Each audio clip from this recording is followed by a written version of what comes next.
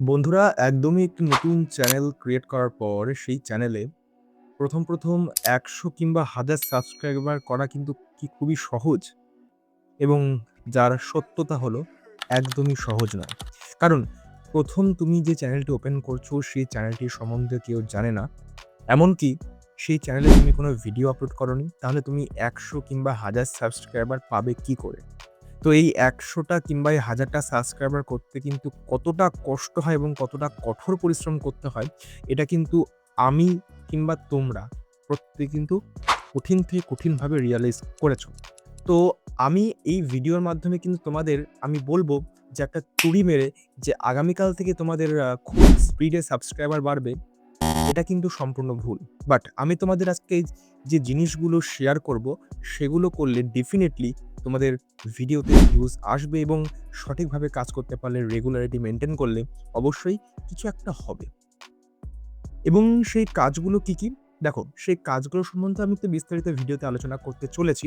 তো তার আগে বলে দিই, প্রধানত এখানে ৫ টা টপিক নিয়ে আলোচনা করব এবং তার মধ্যে ১ম ৩ টে টপিক অবশ্যই গুরুত্বপূর্ণ এবং শেষ দুটো টপিক কিন্তু তোমরা বোনাস টিপস অথবা কোনো ম্যাজিক অথবা কোনো কিছু গুরুত্বপূর্ণ আ উদ্দেশ্য তোমার ভিডিও বা তোমার চ্যানেলের প্রতি মানতে পারো।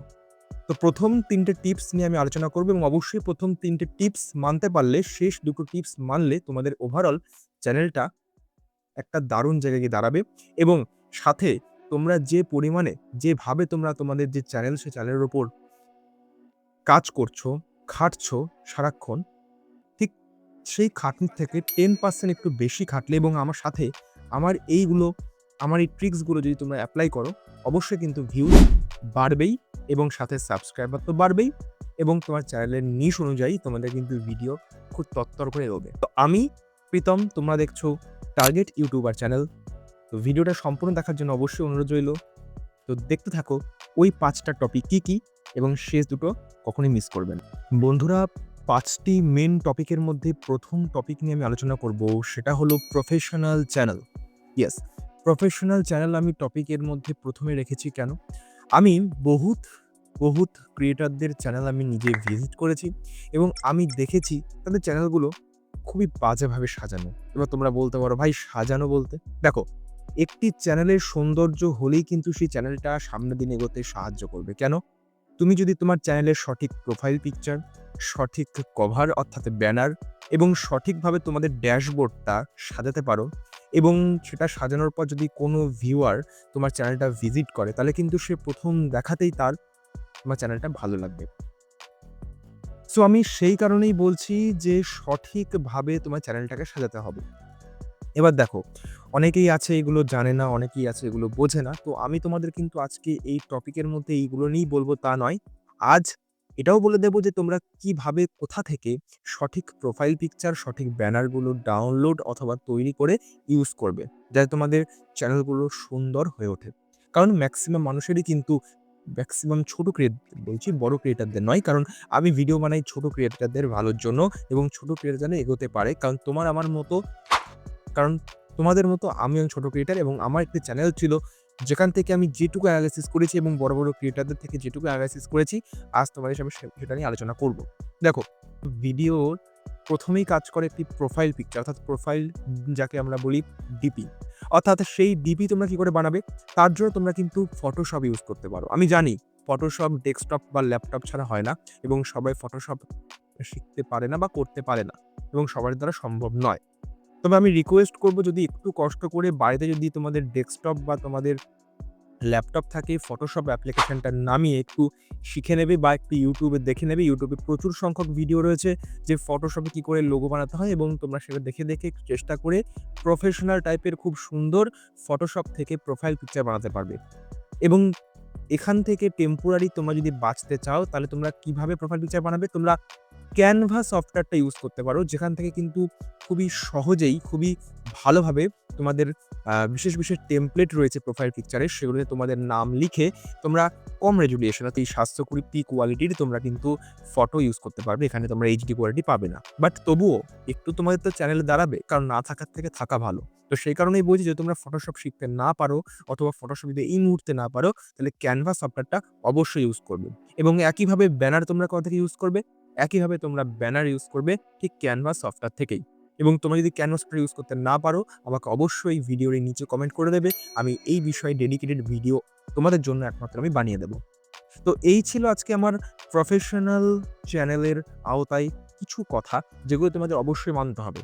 বন্ধুরা, ২ নম্বর যে টপিক, সেই ২ নম্বর টপিক নিয়ে আমি এবার আলোচনা করতে চলেছি। দেখো, ২ নম্বর টপিকের মধ্যে আমি রেখেছি গুরুত্বপূর্ণ কিছু বিষয়, যেটা হলো valuable content. Yes, valuable content বা গুরুত্বপূর্ণ তোমার যে ভিডিওর সাবজেক্ট, যে বিষয়ে তুমি ভিডিও বানাচ্ছ সেগুলো। দেখো, তুমি তার জন্য তোমাদের প্র্যাকটিক্যালি বুঝিয়ে দেবো কেন এই টপিকটাকে আমি রাখলাম ২য় নম্বরে। তো ভালো ভিডিও পোস্ট করবে বলে সুন্দর চ্যানেলটাকে সাজালে। নেক্সট কি করবে? তোমাদের সুন্দর কনটেন্ট বানাতে হবে। এত কিছু তুমি বাদ দিয়ে দাও। দেখো, তুমি তোমার ইউটিউব চ্যানেল ওপেন করো এবং ওপেন করার পর সাবস্ক্রিপশন সেকশনে যাও এবং সাবস্ক্রিপশন সেকশনে গিয়ে দেখবে তুমি বহুত ক্রিয়েটারদের কি করেছো? সাবস্ক্রাইব করেছো। কেন সাবস্ক্রাইব করেছো? নিশ্চয়ই তো কোনো কারণ আছে। তুমি এমনি তো এত পাবলিককে তুমি সাবস্ক্রাইব, এত ক্রিয়েটার তুমি তো সাবস্ক্রাইব করোনি। কেন করেছো? এর পিছনে মেন কারণ হলো, তুমি যাদের সাবস্ক্রাইব করেছো তাদের ভিডিও তোমার ভালো লেগেছে, তাদের ভিডিওর টপিক তোমার পছন্দ হয়েছে, তাদের ভিডিওতে কথা বলার স্টাইল তোমার পছন্দ হয়েছে, তুমি ভিডিও থেকে কিছু শিখতে পারছো, সেই কারণে তুমি তাদের সাবস্ক্রাইব করেছো এবং তাদের সাবস্ক্রাইব করেছো এইগুলো ভেবেই কিন্তু করেছো। আজকে ঠিক এই জিনিসটা তুমি বিপরীত দিকে ভাবো। তোমাকেও ঠিক একইভাবেই সেরকম ধরনেরই ভিডিও বানাতে হবে, যাতে উল্টো দিকের ভিউয়ার্স তোমার চ্যানেলটাকে দেখে এবং খুশি হয়, কিছু শিখতে পারে, তাহলে তোমাকে সাবস্ক্রাইব করবেই। তুমি নিজে অ্যানালাইসিস করো। তুমি একটা সপ্তাহ টার্গেট নাও এবং সপ্তাহের মধ্যে ৪ টে দিন টার্গেট নাও, যে কি এই ৪ টে দিন আমি প্রতিটা আমার যে নিশ, সেই আমার বিষয়ের যে ক্যাটাগরির ভিডিওগুলো, সেগুলো নিয়ে আমি ভালো করে বুঝবো, অ্যানালাইসিস করব। যত ভালো প্র্যাকটিস, যত ভালো অ্যানালাইসিস করবে, তোমার চ্যানেলের প্রতি ভিডিও বানানোর যে ইচ্ছা শক্তি এবং কি বিষয়ে ভিডিও বানালে আমার সামনের পাবলিকটা দেখবে, এগুলো সম্বন্ধে তুমি অনায়াসে জানতে পারবে। তুমি দেখো যে আজকে তোমার রিলেটেড যে ভিডিও বড়, বড় ক্রিয়েটরদের চ্যানেলগুলো, তারা কি থাম্বনেল বানাচ্ছে, তারা কি ধরনের টপিক টাইটেল দিচ্ছে, তারা ডেসক্রিপশন বক্স কিভাবে ইউজ করছে, তারা ভিডিওর শুরুতে কি বলে স্টার্টিং করছে, তাদের ইন্ট্রো কেমন, তাদের মিডল পয়েন্ট কেমন, এই সমস্ত বিষয়গুলো অ্যানালাইসিস করো। এবং তোমরা দেখো, কোনো একটি বড় ক্রিয়েটর যখন একটি ভিডিও আপলোড করে এবং আপলোড করার পরে আরেকটি ভিডিও যখন ঠিক নেক্সট ডে বা কিছুদিন পরে তারা আপলোড করে, ওই ভিডিও থেকে এই ভিডিওটা কেন ভিউজ কম আসলো বা কেনই বা ভিউজ ওই ভিডিও থেকে এই ভিডিওটা বেশি আসলো, তোমরা দুটোর মধ্যে কম্পেয়ার করো।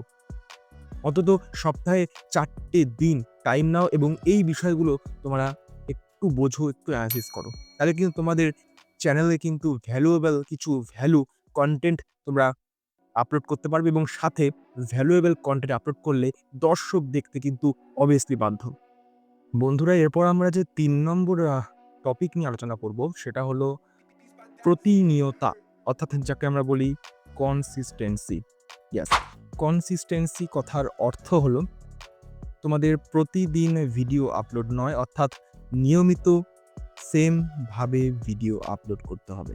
এবং আমার এই কথার পিছনের কারণটা আমি তোমাদের বুঝিয়ে দিচ্ছি। দেখো, একটি ভিডিও যখন আপলোড হয়, ভিডিও আপলোড করার পরে কিন্তু মেন জিনিস কাজ করে জানো কি?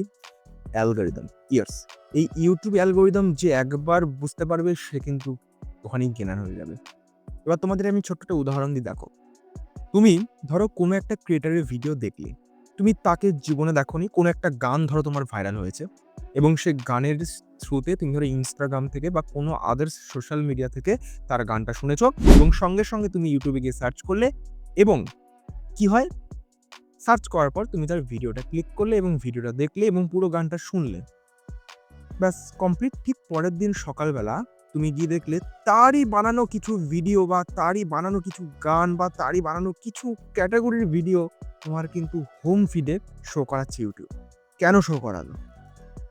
তুমি তাকে দেখেছো, তোমার তাকে ভালো লেগেছে, কিন্তু সেই মুহূর্তে তুমি কিন্তু তার চ্যানেলটা সাবস্ক্রাইব করোনি।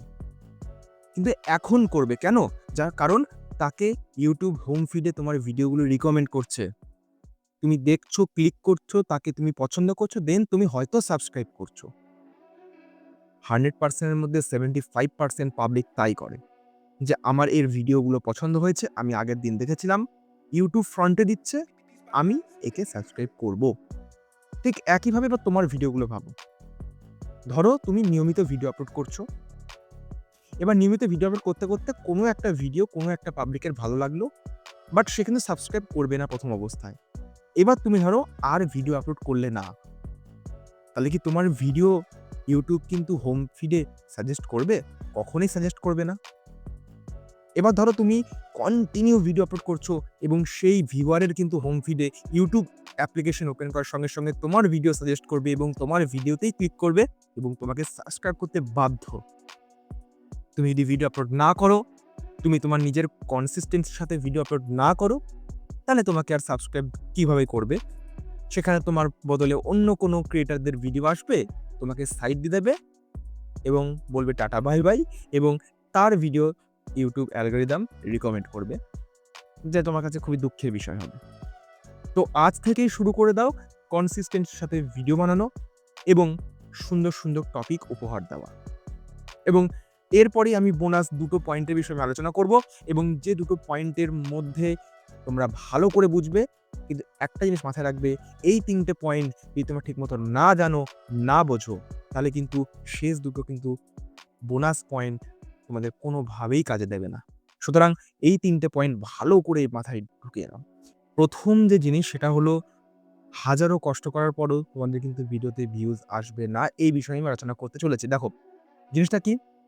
তোমাদের নিজেকেই নিজে খাটতে হবে এবং খাটছো আমি জানি। বাট কি? এই যে তোমাদের গত 3টে আমি বললাম যে টিপস, সেই টিপসগুলো ফলো করার পর, যেমন ১ম টিপস হচ্ছে professional channel create, 2nd tips হচ্ছে ভ্যালুয়েবল কনটেন্ট এবং ৩ নম্বর টিপস হচ্ছে কনসিস্টেন্সি। এই 3টে জিনিস এপ্লাই করার পরও তোমাদের কিন্তু ভিডিওতে ভিউজ নাও আসতে পারে। একদমই ঠিক। ভিডিওতে ভিউজ নাও আসতে পারে। এর যথেষ্ট কারণ হলো, তোমাদের যে ইউটিউব চ্যানেলে ভিডিও আপলোড করছো, ইউটিউব সেই অ্যালগরিদম, অর্থাৎ ইউটিউব যে অ্যালগরিদম বুঝতেই পারছে না যে তোমার ভিডিওগুলো কি প্রকৃতির, কি বিষয় এবং কোন, কোন দর্শকের কাছে পাঠানো উচিত।